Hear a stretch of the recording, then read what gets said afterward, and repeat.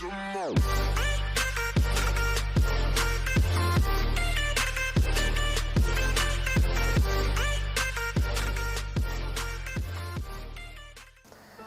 teman-teman semua.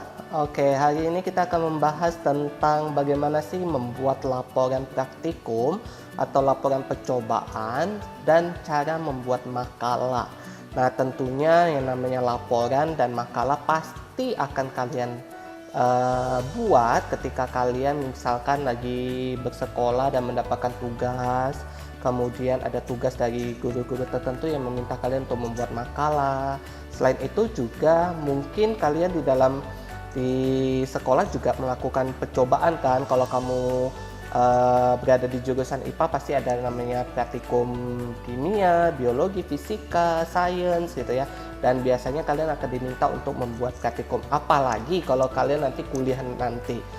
Dimana pasti banyak sekali praktikum-praktikum yang akan kamu lakukan dan pasti diminta untuk menyusun yang namanya laporan praktikum.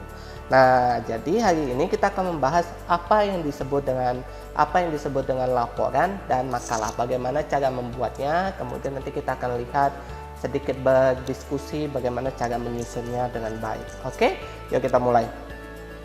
Jadi tujuan dari membuat pertemuan atau video hari ini itu adalah mendiskusikan tentang apa sih yang dimaksud dengan laporan praktikum dan bagaimana cara membuatnya, kemudian bagaimana menyusun makalah, kemudian nanti ada unjuk kerja dan diskusi. Kalau misalkan nanti ada yang mau ditanyakan atau apa, bisa tuh lewat kolom chat gitu ya. Nanti sebisa mungkin kita akan menjawab pertanyaan-pertanyaan dari kalian semua. Oke, kita mulai saja yuk dari yang pertama, laporan praktikum. Nah, kalau dengan kata-kata laporan praktikum, menurut kalian apa sih laporan praktikum itu? Ya, bingung nggak sih? Kayak saya pikir sih nggak bingung ya, karena kan biasanya kalau untuk pelajar, mahasiswa atau seseorang yang bekerja di dalam dunia pendidikan pasti udah nggak asing lagi yang namanya praktikum. Kalau sudah melakukan praktikum, pasti biasanya akan ada yang namanya laporan praktikum. Nah, apa itu laporan praktikum? Nah, laporan praktikum itu adalah suatu penjelasan lengkap. Nah, ini harus digarisbawahi ya, lengkap mengenai percobaan yang Anda lakukan. Nah, laporan ini digunakan untuk menjelaskan, menganalisis prosedur percobaan yang dilakukan serta data yang diperoleh. Jadi ini laporan praktikum itu sifatnya lengkap ya. Jadi mengandung segala sesuatu yang berhubungan dengan namanya percobaan. Nah, percobaan tentu percobaan yang kamu lakukan di kegiatan praktikum. Nah, kemudian apa yang dituliskan di dalam laporan itu? Ya, tentu penjelasan, kemudian analisis dari apa? Dari prosedur yang kita lakukan, kita ngapain aja, mencampurkan apa aja, zat-zat yang digunakan apa aja, kemudian juga hasil yang diperoleh. Jadi data-data yang diperoleh itu apa aja, kemudian dihitung, dianalisis, artinya apa, dibuat kesimpulan, dibuat suatu relevansi. Nah, itu tertulis di dalam yang namanya laporan praktikum. Cara buat laporan praktikum itu sebenarnya susah-susah gampang. Kalau kamu sudah terbiasa dengan yang namanya membuat laporan praktikum, pasti kamu akan bilang laporan praktikum gampang. Cuma memang butuh yang namanya komitmen, kemudian minat, serta kemauan untuk mengerjakan ini gitu ya. Oke, jadi berbicara tentang laporan praktikum tentu ada yang namanya format penulisan laporan atau sistematika penulisan. Pada umumnya sebenarnya laporan praktikum pasti mengandung yang namanya judul percobaan, tujuan percobaan, kemudian dasar teori atau tinjauan pustaka, metodologi pembahasan dan penutup. Nah, kemudian kalau sistematika ini biasanya mungkin akan ada sedikit perbedaan antara satu guru dengan guru lainnya. Namun perbedaan itu biasanya tidak terlalu banyak, tidak terlalu kentara. Pasti minimal pasti ada yang namanya judul percobaan. Pasti ada yang namanya tujuan percobaan. Pasti ada yang namanya teori. Teori itu dimana kamu harus mencari tahu teori-teori yang berkaitan dengan percobaan yang akan kamu lakukan gitu ya. Pasti ada metodologi, apalagi pembahasan itu mah pasti mutlak ada di laporan praktikum. Kalau nggak ada pembahasan, wah bukan laporan praktikum namanya ya.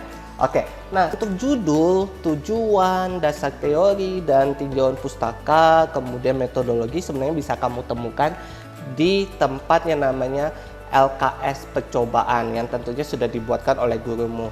Namun satu hal yang harus kamu perhatikan ya, kalau di LKS itu sebenarnya sudah ada namanya dasar teori. Tapi kalau kamu buat laporan, jangan cuma menulis apa yang sudah tertulis di LKS percobaan.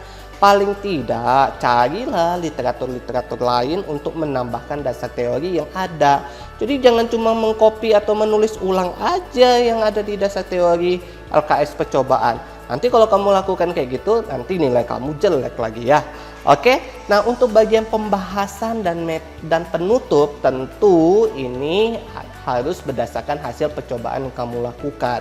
Jadi nanti setelah kamu lakukan percobaan, dapat data, kamu olah, nah dipakai deh data itu di bagian pembahasan. Oke? Nah di sini sekarang kita akan lanjutkan tentang yang namanya LKS percobaan. Sekarang saya tunjukkan ke kamu bagaimana sih yang dimaksud dengan LKS percobaan ya. Oke. Ini adalah LKS percobaan, salah satu LKS percobaan untuk materi elektrolit dan non-elektrolit yang akan kamu pelajari di SMA kelas 10 semester genap. Oke. Nah, jadi di sini kalau di LKS praktikum atau lembaran praktikum, nah di sini kamu sudah bisa tahu nih, ini adalah judul. Oke, ada judulnya, kemudian ada tujuan percobaannya, kemudian ada dasar teori, selanjutnya ada alat dan bahan, prosedur kerja. Nah, lalu ada kotak-kotak. Kotak itu biasa kosong digunakan untuk laporan sementara yang harus kamu buat ketika melakukan praktikum gitu ya. Kemudian ada prosedurnya, kemudian ada tabel pengamatan yang harus kamu isi, kemudian kesimpulan dari percobaan. Nah, sekarang saya jelasin dulu ya satu persatu ya. Kalau untuk laporan praktikum, untuk judul percobaan kamu tinggal mengcopy aja yang ini. Karena judulnya pasti sama, nggak perlu diubah-ubah lagi gitu ya. Untuk tujuan itu juga tinggal di copy aja di sini. Tapi lihat lagi dari 3 tujuan ini atau tujuan-tujuan yang tertulis di lembaran praktikum ada nggak yang tidak dilakukan, atau misalkan tiba-tiba di lab ternyata nggak bisa lakukan percobaan ini, jadi gurumu menghilangkan 1 poin dari tujuan praktikum ya, itu nggak perlu dituliskan lagi di laporan praktikum ya. Lalu misalkan gurumu menambahkan percobaan lagi ini gitu yang tidak tertulis di lembaran praktikum, nah coba tuliskan tujuan praktikumnya, ditambahkan di laporan gitu ya. Jadi ini boleh dipakai langsung, tapi diperhatikan juga apa yang ada dan apa yang tidak gitu ya. Kalau misalnya ada penambahan, ya ditambahkan lah gitu ya. Nah ini adalah dasar teori. Seperti yang tadi saya bilang, dasar teori ini sebenarnya sudah ada gitu ya. Tapi sebisa mungkin jangan hanya menggunakan dasar teori yang tertulis di lembaran praktikum. Pakailah teori-teori yang ada di buku pelajaranmu. Apalagi sekarang sistemnya yang namanya digital, nah tinggal kamu buka aja tuh Mbah Google kan, langsung cek apa sih larutan elektrolit, apa sih non elektrolit, munculnya banyak banget ya. Nah tinggal kamu pakai aja gitu ya, jadi nggak perlu harus mentok-mentok harus menggunakan apa dasar teori yang sudah tertulis di lembaran praktikum, nggak mesti ya, nggak mesti seperti itu. Nah untuk alat dan bahan ini akan ditulis di bagian metodologi. Nah sekali lagi sama seperti tujuan, alat dan bahan pun kamu harus lihat lagi gitu ya. Ini alat dan bahannya sama nggak gitu loh, ada yang berbeda nggak, ada yang nggak dipakai nggak, ada yang dipakai nggak. Kalau yang nggak dipakai ya jangan ditulis lagi gitu ya. Nah untuk prosedur percobaan juga sama, ini adalah prosedurnya. Nah untuk pembuatan laporan praktikum, sekali lagi untuk pembuatan laporan praktikum diingatkan kembali, jangan menggunakan kalimat perintah yang tertulis di lembaran praktikum.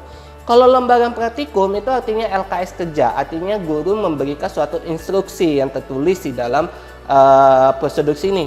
Tapi kalau laporan artinya kamu melaporkan, jadi jangan pakai kalimat perintah, tapi pakailah kalimat pasif. Jadi misalkan rancang atau desainlah alat pengujian larutan elektrolit dan non elektrolit. Maka dibuatnya apa?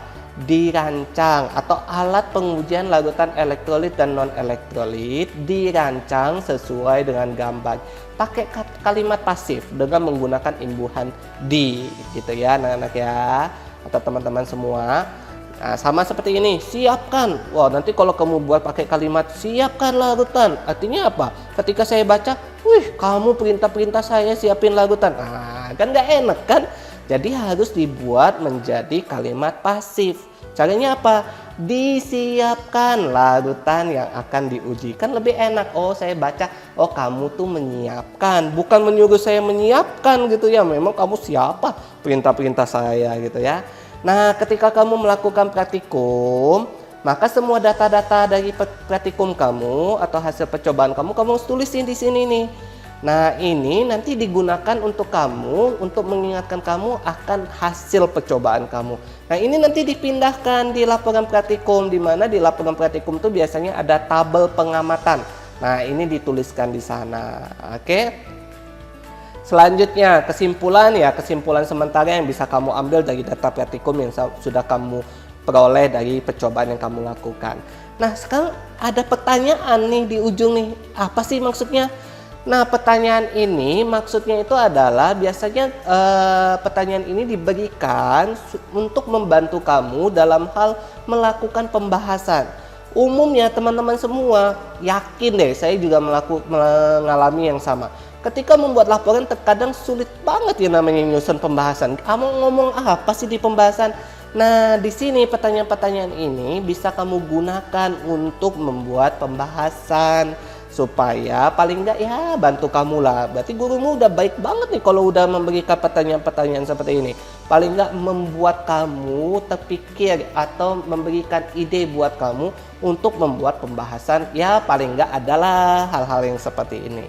Oke, nah ini adalah tentang lembaran praktikum. Kita lanjutkan yuk. Nah, setelah LKS atau lembaran praktikum, maka setelah itu kamu akan melakukan percobaan. Sudah melakukan percobaan, nah sekarang waktunya menyusun laporan praktikum.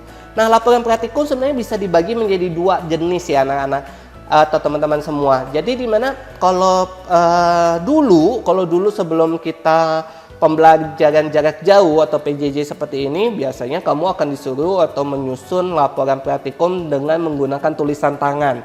Jadi ada buku, nanti kamu tulis tangan. Nah, yang kayak gini nih, yang terlihat di slide kamu ada tulisan tangan ya. Nah, itu adalah laporan praktikum yang ditulis tangan. Namun kalau saat ini dengan kondisi saat ini dengan virus COVID gitu ya, lalu kamu diminta untuk menyusun laporan praktikum dengan cara diketik. Ya, ini juga bisa gitu ya. Ini ada laporan praktikum yang diketik. Bedanya satu ditulis tangan, satu diketik gitu ya. Oke, yuk kita lihat yuk. Bagaimana sih menyusun laporan praktikum dengan cara diketik atau ditulis tangan? Sebenarnya sama aja. Jadi kita lihat formatnya seperti apa ya. Oke. Nah, ini adalah contoh laporan praktikum. Biasanya laporan praktikum kasihlah tanggal. Tanggal itu adalah tanggal melakukan percobaan atau tanggal melakukan menyusun praktikum itu atau laporan praktikum ini. Jadi kasih judul. Nah, karena diketik kamu bisa kasih logo. Kalau tulis tangan nggak mungkin kamu gambar lagi kan di laporan kamu gitu ya. Lalu kalau kamu ada kelompok maka tuliskan kelompokmu. Nah, saya menggunakan nama-nama keluarga saya ya, nggak apa-apa. Yang dicetak tebal, misalkan kalau ini nama kelompok kamu yang dicetak tebal biasanya nanti ini menyatakan ini adalah karya kamu.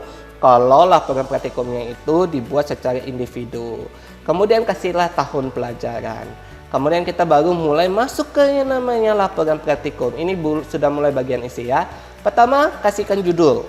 Nih, ini judul. Setelah itu tujuan percobaan. Nah, sesuaikan tujuan percobaan dengan yang tertulis di LKS serta tujuan yang ingin dicapai dalam percobaan yang dilakukan. Jadi sesuaikan ya. Dasar teori. Nah, satu nih, dasar teori yang kebanyakan anak-anak lupa atau lakukan itu adalah ini. Membuat kutipan seperti ini ya. Jadi membuat kutipan seperti ini. Nah, jadi setiap paragraf atau kalimat-kalimat yang tertulis di dasar teori itu sebenarnya kan adalah kalimat-kalimat kutipan yang kamu ambil dari buku atau dari sumber-sumber lain kan. Maka ini bukan kalimat kamu, bukan karya kamu. Nah, hargailah orang yang membuatnya dengan cara apa? Membuat kutipan. Jadi kutipan itu dalam kurung kayak gini ya, tapi sebelum titik ya. Jadi kayak gini, kemudian lalu dikasih tanda titik di ujung. Ada pakai tanda kurung, tuliskan nama penulisnya, kemudian tahunnya. Oke, nama dan tahunnya, kemudian tanda titik. Nah, ini menyatakan oh kalimat ini diambil dari tulisan Gunawan pada tahun 2020 gitu ya. Jadi setiap paragraf dilengkapi seperti itu. Oke, sekarang kita lihat alat dan bahan.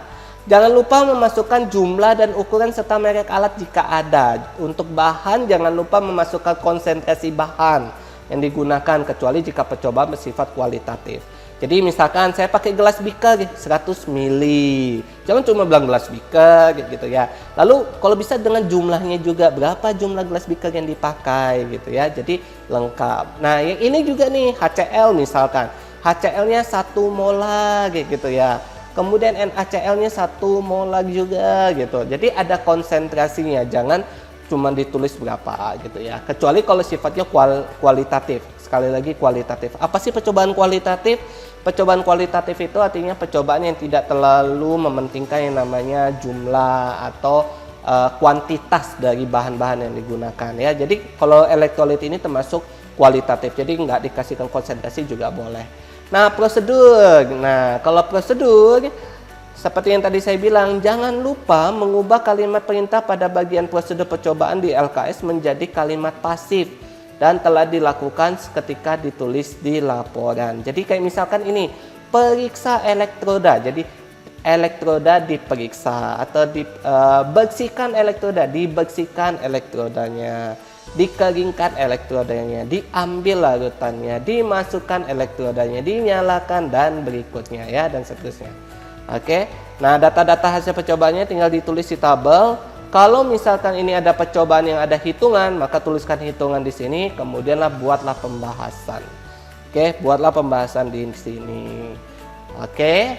Kemudian habis pembahasan ada penutup. Penutup ini ada kesimpulan dan saran. Jadi di sini kesimpulannya apa? Kemudian saran itu apa gitu ya, tinggal dimasukin. Nah, waktu saran khususnya nih ya, kebanyakan teman-teman tuh biasanya kadang agak susah memberikan saran ya. Saran itu jangan berupa dalam bentuk kalimat, maksudnya dalam bentuk saran terhadap diri pribadi ya. Kan kamu kerjakan nih praktikumnya, jadi sarannya kamu buatnya misalnya kayak gini. Waktu mengerjakan perlu teliti gitu. Lah, kamu sarankan diri kamu sendiri jadinya dong ya. Kan aneh gitu loh, kamu yang ngelakuin ngapa, nanti kan apa yang membaca laporan kamu bisa nanya, kok kamunya waktu kerja kan nggak mau teliti, padahal kan namanya praktikum memang harus teliti gitu loh. Jadi nggak usah sarankan yang sesuatu yang seperti itu, tapi lebih cenderung apa, sarankan tentang prosedurnya, bagaimana membuat yang lebih efisien, yang bagian ini supaya nggak salah seperti apa, yang kayak gitu itu boleh gitu ya. Kemudian daftar pustaka. Nah, daftar pustaka ya, ini ada beberapa contoh daftar pustaka yang bisa kamu pakai ketika kamu menulis daftar pustaka. Oke? Lanjut. Oke. Nah, kalau kamu sudah susun laporan, pasti dinilai dong oleh guru kamu, ya nggak sih? Nah, biasanya untuk penilaian-penilaian biasanya berbeda-beda antara satu guru atau satu dosen dengan dosen yang lain atau guru dengan guru yang lain. Tapi kebanyakan yang namanya penilaian untuk laporan praktikum pasti poin tertingginya ada di bagian pembahasan.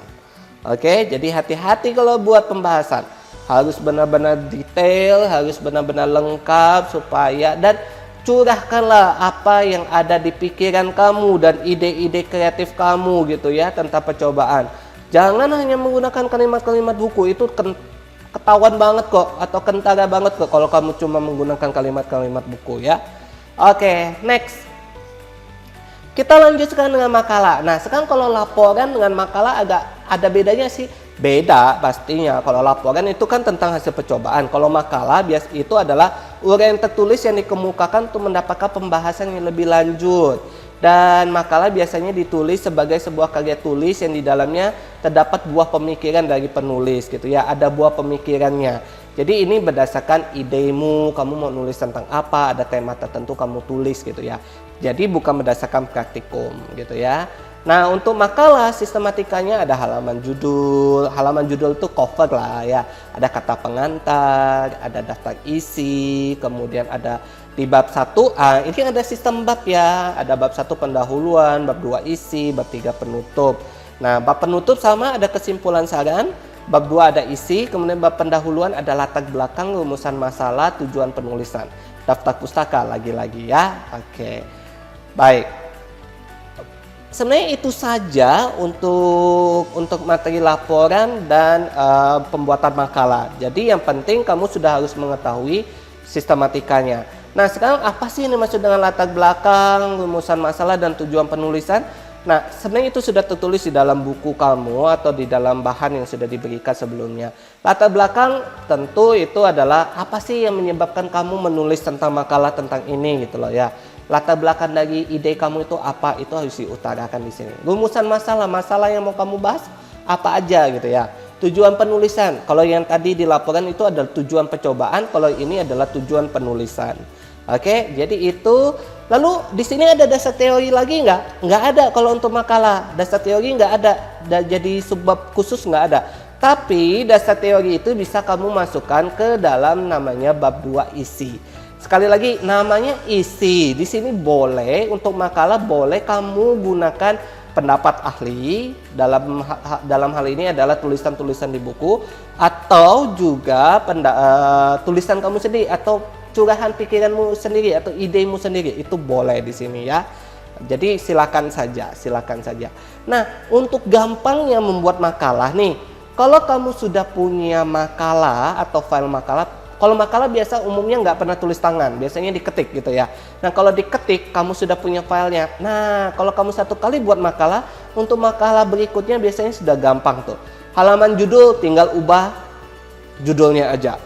Kata pengantar tinggal kamu ubah judul dari makalah kamu atau hal-hal yang berkaitan yang berbeda. Daftar isi juga tinggal kamu sesuaikan. Paling tidak di bagian daftar isi ya, bab 1 latar belakang, rumusan masalah, dan tujuan itu pasti sama. Cuma kamu ubah aja halamannya di halaman keberapa. Oke? Jadi itu tentang makalah ya, tentang makalah. Nah, sekarang kita sebenarnya ada program diskusi. Nah, kalau kamu sempat atau kalau kamu mau terlibat dalam diskusi ini, kamu bisa menggunakan link ini. Saya menggunakan padlet.com, jadi silakan kamu pakai link ini. Oke, link ini. Nanti di situ ada satu video yang kamu akan lihat dan kita mau dong coba-coba bagaimana membuat pembahasan. Kalau video percobaan itu kamu lakukan dan kamu diminta untuk menyusun yang namanya laporan praktikum. Oke, nanti saya akan ada di Padlet itu akan memberikan feedback, komentar jikalau kamu memberikan komentar. Oh, satu lagi, ketika kamu membuat postnya jangan lupa menuliskan nama kamu ya. Oke, itu saja untuk hari ini untuk materi makalah dan laporan praktikum. Thank you sudah mau nonton video ini. Thank you sudah mau dengerin saya ngoceh dari tadi tentang laporan dan makalah. Dan sampai ketemu lagi di video-video berikutnya tentang materi-materi berikutnya tentunya ya yang berbeda. Oke, selamat siang dan sampai jumpa lagi. Thank you.